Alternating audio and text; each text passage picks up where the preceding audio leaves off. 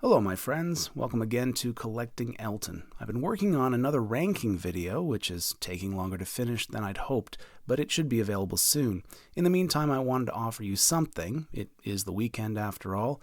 I know these point of view unboxing videos are unoriginal and sometimes kind of lame, but I've been sitting on this footage since the summer, and I think the contents of this box are worth showing, even if it's just a quick unboxing video for now. I'd known about this issue of Greatest Hits for several years, but I didn't grab a copy for myself until just a couple months ago. I guess what had always held me back was that it was a Record Club exclusive, available, as far as I know, only through the American RCA Record Club beginning in 1981. And, I don't have a high opinion of Record Club copies, many collectors don't. This episode's title and description identify this version as the Greatest Hits Omnibus, and in just a second you'll see what I mean by that. The first and original Greatest Hits was, of course, released in 1974. This version's catalog number, per the front sleeve, is R231711, which RCA registered in 1981. This is a modified version of Greatest Hits that RCA called Elton John's Greatest Hits Volumes 1 and 2, so a double LP that merges those previously individual titles, originally released respectively in 1974 and then Greatest Hits 2 in 1977. In the UK, DJM did something similar, but not quite the same as this. They took overstock copies from their Yellow Label era of both albums, shrink-wrapped them together, and sold them as a discounted bundle. So they did it that way. But that was, as you can see, not quite what RCA did here, which was to give each copy of their Omnibus Greatest Hits a dedicated sleeve, using the artwork from the original 1974 album as a basis.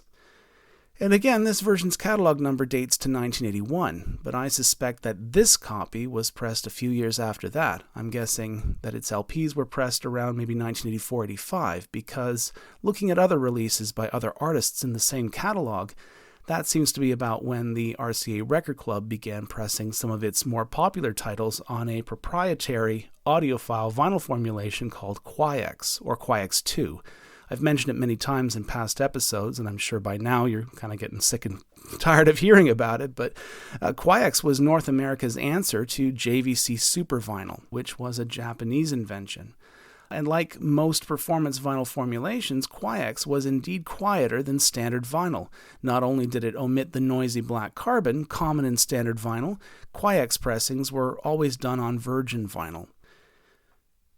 Now I have my flashlight here, going to test this, I guess. The quickest test for most kinds of performance vinyl is what I call the flashlight test, although just about any strong light will do. Like JVC Super Vinyl, Quiex appears translucent amber or light brown when you hold it to light.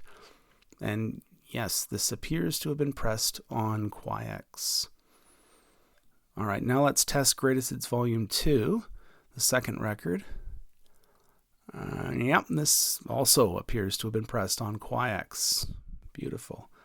Now, what's really interesting, at least to me, was that the seller had listed this as a Canada for US RCA Club copy, which means that although R231711 was an American club release, copies were not sold in Canada, some of the actual LPs were pressed in Canada. But this copy was not pressed in Canada, because all four of its runouts have the capital I for RCA Indianapolis. Plus, both these LPs have the signature RCA pressing ring, which was very similar to MCA's pressing ring, yes, but these were indeed done at an RCA plant, which confirms that they couldn't have been done in Canada because RCA closed its pressing plant in Smiths Falls, Ontario in 1979. If you're interested in getting one of these Quiex copies of the Greatest Hits Omnibus, I have some tips for you in the video description. And just a quick note about sound quality. The Quiex vinyl is very quiet, but RCA did the lacquer and metal mastering for both these discs, and the mastering's about what you'd expect from an RCA Club copy. The middle end is completely sucked out on both LPs.